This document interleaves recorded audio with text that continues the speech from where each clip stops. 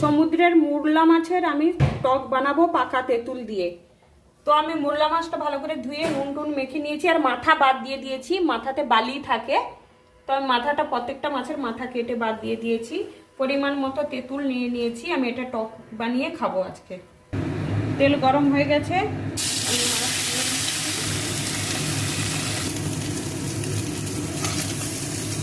মাছটা ভাজা হয়ে গেছে, এবার নিয়ে নিচ্ছি।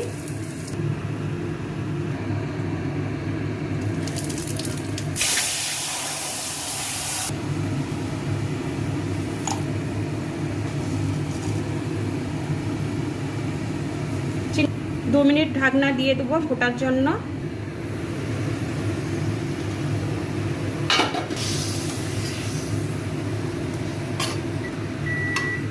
এটা 4 মিনিট ফুটে গেলেই আমি বন্ধ করে দেবো।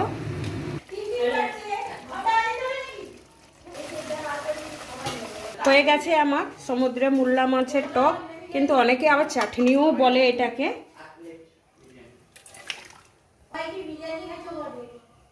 হয়ে গেছে আমার টক মুরলা মাছের।